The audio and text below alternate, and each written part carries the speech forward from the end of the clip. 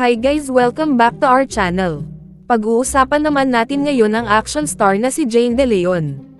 Si Jane De Leon nga ay isa sa mga hottest at sikat ngayon na artista. Sumikat nga ang dalaga nang gumanap ito bilang Darna sa ABS-CBN.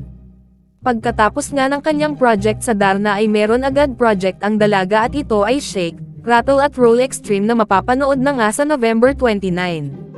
Sikat nga rin ngayon ang tambalan ni Jane at ang kanyang BFF na si Janela Salvador. Tinawag nga ang kanilang tambalan na Janela at parehong namamayagpag ang kanilang career. May balita na nga na meron nang ang bagong project sila together na ang title ay How to Be a Good Wife.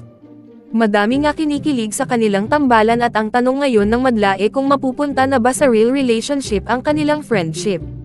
Ang sabi ni Jane na meron daw siya ngayon na dinedate at hindi daw totoo na isa siyang lesbian pero payag naman siya magkaroon ng LGBT project kasama si Janela.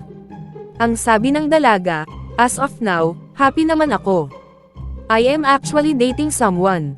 Non-showbiz guy and let's just leave it at that to protect his privacy. Kami naman ni Janela, pareho kaming natutuwa sa suportang ibinibigay ng mga tao sa friendship namin.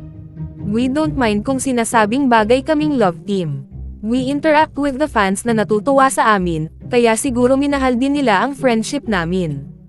Siguro sa mga LGBT, they fantasize us and it's okay lang. If maibibigay ba namin ang kaligayahan nila, why not? Meron ngang bagong movie si Jane De Leon na Shake, Rattle and Roll Extreme at si Janela naman na Malyari at sana ay suportaan natin ito. So ano say ninyo dito guys? Comment your thoughts below and don't forget to subscribe to our channel.